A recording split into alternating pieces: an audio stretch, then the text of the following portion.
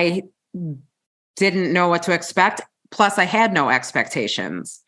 And the first day that I learned to meditate, I went from suicidal to a state of ecstasy in about 15 minutes. And it changed my whole life from that day forward.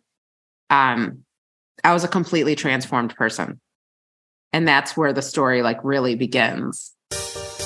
Welcome to the Wake Up with Gratitude podcast, where we share new and different ways to practice gratitude that you might not have thought of before. Our guests come from many different and diverse backgrounds, and the one thing they all have in common is a passion for gratitude. I'm Julie Boyer, a gratitude and gut health expert, and I love showing you different ways to practice gratitude that you might not have thought of before. Hello, friends. I'm so grateful that you're here for another episode of the Wake Up with Gratitude podcast. On the podcast today, I'm welcoming author Valerie Gangas. Her brand new book, In Deep Shift, Riding the Waves of Change to Find Peace, Fulfillment, and Freedom, launches today. You might be wondering why I haven't wished you a happy Valentine's Day, considering this episode is released on that magical Hallmark holiday. Well, that's because my husband and I have never really celebrated this holiday. Besides the fact that it's overly commercialized, we do our best to express our appreciation and gratitude for each other on a regular basis. I know that sounds completely cheesy, but that's just part of how we make our relationship work, and it seems like a waste to just do that on one special day. Besides, I get to buy all the chocolate I want to whenever I choose to, so I don't need any on a special day. I may, however, hunt for a bargain or two the day after Valentine's Day, if you know what I mean. I normally don't recommend going back an episode after you've listened to this one. However, last week I released my 200th episode of the podcast. And besides celebrating this very special milestone, my daughter, Celine, who is 12 years old, was my guest for the podcast. I'd love for you to listen to our conversation about how to stop comparing yourself to other people. She is wise beyond her years. Lastly, before we get into this podcast, I invite you to take a look at the notes. You'll find all the details on how to purchase Valerie's new book. Also, I'm working on the 10th anniversary edition of my first book, 30 Days of Gratitude, and you have an opportunity to share some of your feedback before this book proposal is completed. This new and revised edition is now called 30 Days of Gratitude, a guide to navigating life's challenges with gratitude. And I would love to hear from you, the podcast listeners. Many of our podcast guests' stories will be featured in the book as well. If you want a handbook on how gratitude practices can help you while going through the most difficult times in your life, this will be the book for you. And if you want a chance to have some input, make sure you check out the link in the show notes to fill out the 2-minute survey. Okay, friends, it's time for the podcast with author Valerie Gangas with her brand new book, In Deep Shift, launching today. Let's get into it. Hello, friends. Welcome to the Wake Up with Gratitude podcast. I'm your host, Julie Boyer, and today I'm welcoming Valerie Gangas. Hello, my friend. Hi, thank you for having me on. Oh my gosh, I'm so excited. We have met a few times already, and our conversation is just, we can't stop talking. We have so much to share. And for someone that I just met, it's really exciting to have that beautiful connection. So I'm so grateful that you're here. All right, friends. So if you haven't met Valerie yet, she is a speaker, a transformational life coach, and author who specializes in helping people gain a deeper understanding of who they are so they can genuinely thrive and unleash their magic more fully. And we're going to talk a lot more about all the incredible things that she's done. I am so excited too because she has a book coming out, which I got a chance to preview. It's called In Deep Shift, Riding the Waves of Change to Find Peace, Fulfillment, and Freedom. Valerie, my friend, your story is really powerful. And I'd love for you to start by sharing with our audience a little bit about, how you became this person who had such an incredible shift in her life. So even as a child, I would say I was pretty interested in spirituality. My mom, she was a former nun. She wrote mystical poetry. She was very interested in the Catholic mystics. So that was like an ongoing conversation in our house, even when I was a young girl. So that piqued my interest in the unseen world. I always kind of felt that I had one foot in each world, and that was just how I was. That was my reality. And as I got older, I pursued comparative religious studies because I didn't really know what other road to take to learn more about religion and mystical studies and all that. There wasn't any school out there like the one I got my master's at that was transpersonal psychology, or if there was, I didn't know about it. So I took a more traditional route. Mm-hmm. So that filled many, many years of reading, coming at it from an intellectual place. And again, these great conversations with my mom, but not really having any type of like direct experience with higher states of consciousness or anything like that.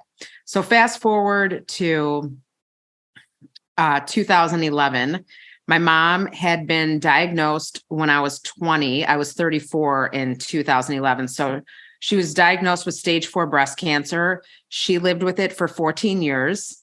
They originally gave her 6 months to live, but she got herself in a trial. It worked.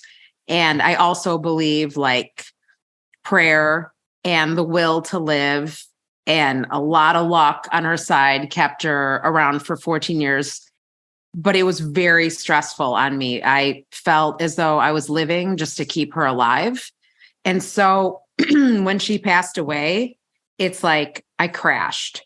All that stress and everything that I was holding in kind of exploded out of me. And I fell into a really, really deep depression. I'd never been depressed before, but it took me down completely. Excuse me. So she passes away. I'm not getting better. I'm actually getting worse. I'm seeing a therapist 3 days a week just to stay out of a hospital, and it's not really helping. And so I become suicidal because there was no like way out for me. And I had an experience in the shower one day that I just completely surrendered and said, God, either help me die or help me live, but there's nothing left of me. I believe that I actually like died that day, like, died before I died. It was like my old self was gone. It went down the drain with that water. And it was only a week or two later that someone suggested that I learn how to meditate, specifically transcendental meditation. I had never heard of it. I had no idea what it was. But my friend really encouraged me to try this because I also wasn't sleeping. So my mental health had just completely spun out of control. And I did. I signed up to learn. A teacher works with you for 4 days. That's how the course is taught. It's a mantra-based meditation. I had no idea what any of that was because in all of my studies, there was nothing about meditation that I came across, really, maybe a little bit in Buddhism, but it's not anything I focused on. So I didn't know what to expect. Plus, I had no expectations. And the first day that I learned to meditate, I went from suicidal to a state of ecstasy in about 15 minutes. And it changed my whole life from that day forward. I was a completely transformed person. And that's where the story like really begins. It's so powerful to hear you tell the story in your own words, like here on the podcast. I've read the book and you share the story in the book, but there's a different energy to hear you share it from your heart with your emotions and your voice and everything. And to go through what you went through at, such a young age. And also, like you said, that caring for your mother, living to keep her alive, putting your life sort of on hold while you did that. And then what's next? And that not knowing what to do now that you're alone is I'm sure that a lot of people that are listening can relate to that. Loss is not something that we ever get over, right? We move through. Yeah. And you had that experience, like you said, in your shower, where there was a moment of almost the surrender, the death of that self that was in that place, which maybe, perhaps, I love that you believe in the spiritualism and the mysticism and everything, opened that door for you to say yes to try and experience. I believe, because I've been asked, well, like, why do you think you had this experience? Because it's not as common. I think people can slip into higher states of consciousness over time with a practice or something. But for me, it was so sudden. And I believe I was gone in a way. Like the door had opened for something to come in and save me. I can only describe it as a miracle. And why not? Yeah. Why not? If there's a definition of a miracle, like this is a good example right here, because how else can that be described? I was weeks away from taking my own life. Yeah. It's incredible. And I think that miracle is a beautiful word to describe it. And I think it's also, allowing ourselves to experience miracles and acknowledge it. But not only that, Valerie, you decided then you were going to make a difference for others. So you had this incredible experience that was completely changing, like you said, your deep shift. And you didn't have to, make a decision to help other people. You didn't have to do that. But then tell us a little bit about what happened after this. I do believe that's one of the hallmarks of an experience like that. Your desires and your motivation also shifts.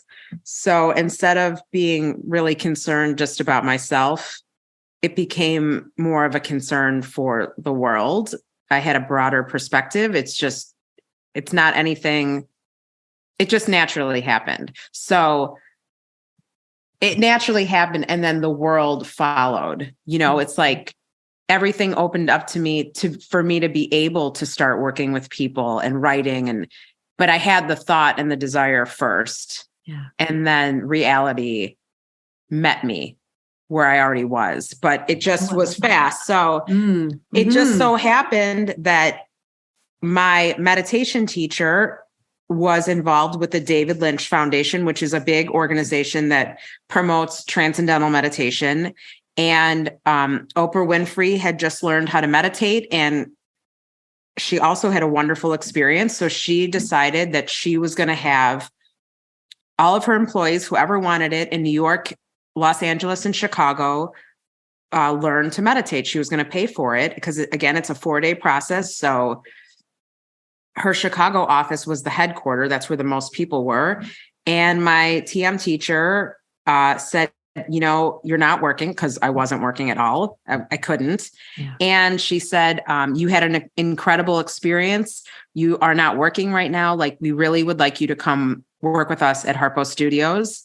And we're going to be teaching the whole staff how to meditate. And I was like, why would I do that? Like, I don't know anything about this. I just learned, a week ago or whatever the timeline was. And I said, I think I'm going to go open, a bar, because that's the only thing I knew how to do. I'd always been in the restaurant business, bar and restaurant business. And she looked at me and she goes, you're not going to open a bar. She knew what had happened to me. I just didn't really fully understand it yet. So through a series of unbelievable synchronicities, I ended up taking the job. And the first day I walked into work, I had no idea why I was there. I didn't know what I was supposed to be doing. And they told me to walk into this screening room and just start talking. And when I walked in there, it was Oprah and her vice president at the time, Sherry Slaughter, maybe she was president. And they just said, tell your story. And from that point on, I was a speaker. I had never done any public speaking prior to that. So that's kind of like a weird thing to start with Yeah. Someone so well known. Yeah. But, honestly, I had no fear. I looked at her and just felt like love. So it was like something had happened to the fear in me and my ego, or I don't know. She was another person that felt just special to me that I could share my story with. And then I ended up working there for 2 years and talking to people before they would learn to meditate. And then after, because people were having incredible experiences. And I was there just to support them, lead the meditations. And that was my life. And I was very happy. It's really incredible that you had the wherewithal to show up in a room like that and just be and exist. And that is, I think, you can correct me if I'm wrong, but I feel like that's really the message of your book is like when you allow these deep shifts to happen in your life, like anything is possible. Absolutely. And it makes you absolutely present too, and when you're present, you're not really worrying about this or that. You're just like living. And I believe that that's happiness. It gives you an edge maybe, and an ability to really connect with people because you're so in the moment. Yeah. And I don't know how else to do that except to meditate or have some more silence in your life, get rid of distractions. Like there's a method to that madness. It just all hit me at once. And these gifts just like appeared. But I think we can all cultivate that in our lives. You just have to make different decisions. Yeah. And you mentioned, of course, being present as the key to a lot of this. Tell me a little bit about how your gratitude practices developed as part of, this way that you live. I mean, again, I was so sick.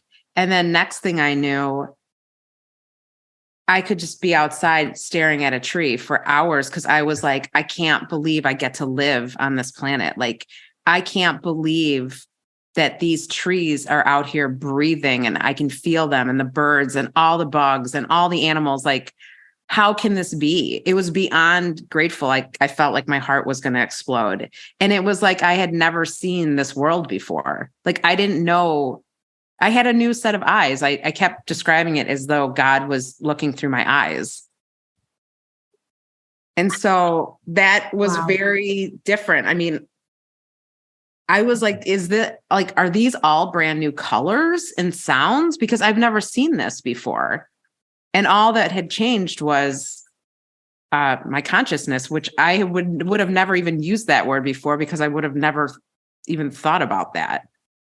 But that's what it was. And so everything was different. And to just sit and be outside or go for a walk, it was like the most exciting thing I could think of doing. What I love about gratitude is that it shows up in these ways, and it really sort of layered onto the experience that you had. It gave you this greater appreciation for the things that we just take for granted, and we don't notice them, and we don't pause to just be aware that, the trees are breathing and so are we. It's like a beautiful cycle that we're so interconnected, and that interconnectedness as well, that ability to connect, like you said, we're connecting to the spiritual field, we're connecting to the unknown, and we're creating a life that brings us so much more joy than we are already having in the moment. And you have a really great story. I'd love for you to share one more story with us, if that's okay, about how you ended up living in Iowa. Yeah. So after 2 years of working at Harpo Studios, and I started doing more speaking around the country and working with other corporations that also wanted to integrate meditation into their company for their employees. It was 2 solid years of that. And I loved it. And I loved all the speaking, but I felt like I wanted to be on my own. And at that point, I started having dreams where I was communicating with my mom and other people that had passed away. And it was very clear to me, like they weren't dreams, like I was awake, and they were giving me advice and speaking to me and helping me understand things that maybe before would have been very confusing to me. And one of the dreams was my mom. My mom was a writer. She published 3 books of poetry, very involved in Chicago in big poetry groups. And that was her life. I was not the writer. And she came to me and she showed me that she was writing. She showed me her typewriter and said, like, I'm continuing my work, but I'm going to continue my work through you. You're going to write a book and I'm going to actually write through you. So you're going to do that. And I was like, I can't write. What do you mean? I don't know how to write a book. And she goes, don't worry, because I'll be writing it. And so that was burning in my mind because it was, it was real. So then I had a dream where I saw this brown cedar house out in the country. And I saw the road sign that said 155th. And in my dream, I was told, like, this is where you're going to live. And I was like living in the middle of Chicago. Like, there is no brown cedar house on a farm. Like, that's not I was living in a concrete jungle. So randomly, I ended up in Fairfield, Iowa. It's a town made of mostly meditators. And I ended up here 4th of July weekend in 2013. I knew one person. And I came out here for the weekend and thought, I'm going to like just look for like a house out here. I just like to rent. It's probably really inexpensive. Maybe I'll just have this so I can come out on the weekends or something. And I found one house for rent. There was no picture. I just knew like kind of that it was out in the country. And when I pulled up to the house, it was the house that I saw in my dreams. And I signed the lease on that moment, came home, quit my job, sold everything I owned and left, and came here and wrote my first book. It changed my life too. That was totally like everything changed again because I listened to my intuition and literally followed my dreams. I'm thinking about our listeners right now who, like me, are probably a little bit like, whoa, gobsmacked at this incredible, beautiful connection you have with with source, with a spirit and everything. And I'm wondering if, I understand you've got this great book that's just out right now, and we want to deep dive into the book. But if someone's listening right now and they're like, that's so great for you, Valerie. I'm so happy for you. That's amazing that that's possible for you. But I don't see anywhere in my life where, magic and miracles and intuition can show up for me. Like, what can I do to bring some of this, a little piece of this into my own life? I mean, I'm no different than anyone else. Like, not at all. I just had this really incredible experience. So maybe it came on a little faster than it would for someone else, but I think we're all capable of connecting with the universe in that way.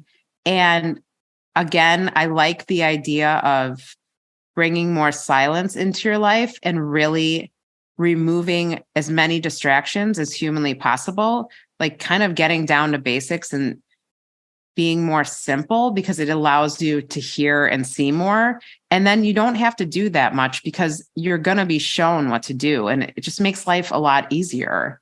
You don't have to overthink this. This isn't an intellectual practice. This is a soul practice, So I think there's a roadmap out there for all of us, but we are so busy with our lives with stuff that probably doesn't really matter. Like, you don't need to be on social media 3 hours a day. You don't need to be watching, 2 hours of TV at night. Like, it would serve you to just even take an hour to just be quiet.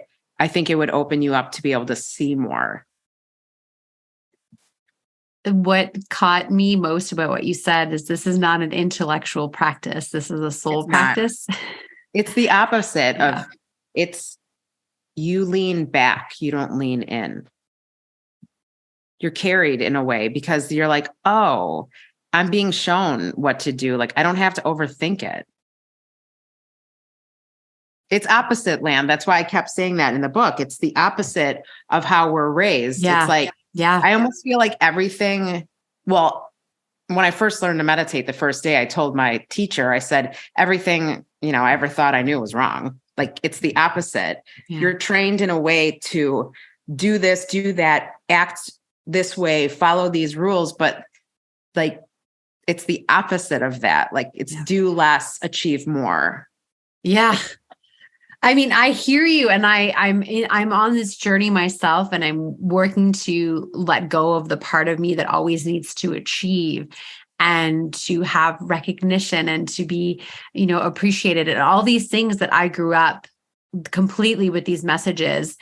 And I, recently wrote a short poem about, this wanting to just have a simple life, to want my life to be simple, and that's okay with that. And then that's okay, right? Mm-hmm. To have this permission that our lives can be simple and that it's okay. And to let go of this desire to constantly achieve and show up and perform and be graded. Right. I mean, I don't know. And you might have periods of your life that you do have that, right? And you're like super enthusiastic, but I think the true magic is in the simplicity. Like, that is a fulfilling, magical life. And then all sorts of things come to you. It's like, it's not what people think it is. It's not pushing all the time. I think that doesn't serve you. So it's back to opposite land of like, lean back, let things come to you, be a little bit more clear on what you actually want, be authentic. And then I think all the gifts start coming in. I mean, not that everything's perfect, but it's a hell of a lot better than the other way. Yeah, it's that analogy of, if you're in the river of life and you're constantly trying to swim upstream and against the current, you're never going to get anywhere. Whereas if you let go, you surrender to the river, you allow the river to take you and carry you, and you have faith that it's taking you to the right spot. And you begin to have faith, not because you're pushing yourself to believe, but because it becomes obvious to you, like, this is what's happening, because it happens over and over and over again. And that's just who you are then. You have faith that you are being carried. So beautiful. Valerie, we're so excited for your new book. The name again is In Deep Shift, Riding the Waves of Change to Find Peace, Fulfillment, and Freedom. You can find it at all your favorite booksellers, online, in person, I'm sure. I'm sure you'll be distributed as well to different physical locations as well. Yes. Barnes and Noble. Of course, Amazon, all the major booksellers. Yeah. And before we sort of wrap things up, why would one of our listeners want to pick up your book right now? Why is now a good time to dive into this book? I wrote the book because I wanted people to not feel so alone in this process. It can be overwhelming. And I do believe all of us at some point are going to experience a deep shift. It could be on the heels of an illness. It could be on the heels of a death, near-death experiences, those like guaranteed deep shift. And I just didn't want people to feel alone. So I tried to capture in this book, like, the pitfalls, maybe some ways of making the ride a little bit smoother, and give some advice from stuff that I learned for myself that can help you and not have such a bumpy or traumatic road, because it can get a little hairy because you really become a different person. I love that idea of having you along for the ride, like having a companion taking you through this journey, which, like you said, can have a lot of difficulties, but it's worth it on the other side. And oh my God, it's worth it. But you need a little support, because you're going against the grain, and some people don't like that.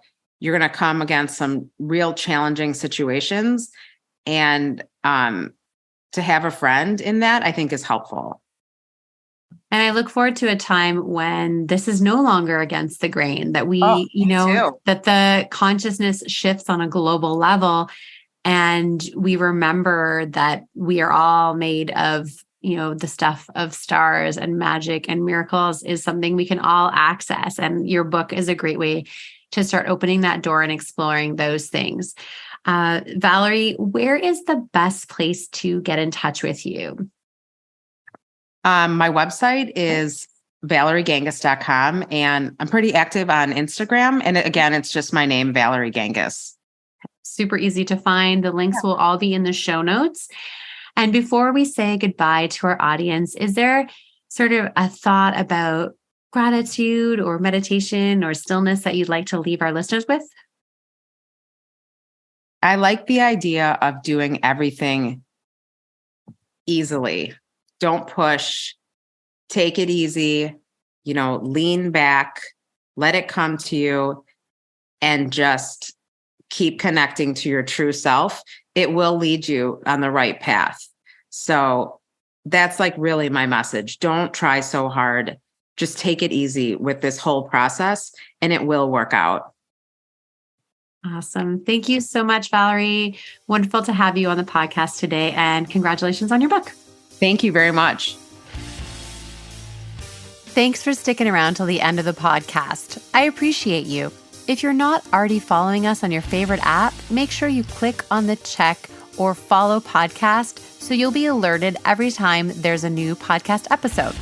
If you enjoyed the episode and want to help us grow, here's some easy things that you can do. You can leave a review on your favorite app. You can share this podcast with a friend and send it directly. And you can also share through social media. Feel free to tag me on any posts in your stories and I'll repost. Thank you to Paul Tedeschini for doing the post-production audio for the podcast. And one last thing, I hope you're choosing to wake up with gratitude every single day.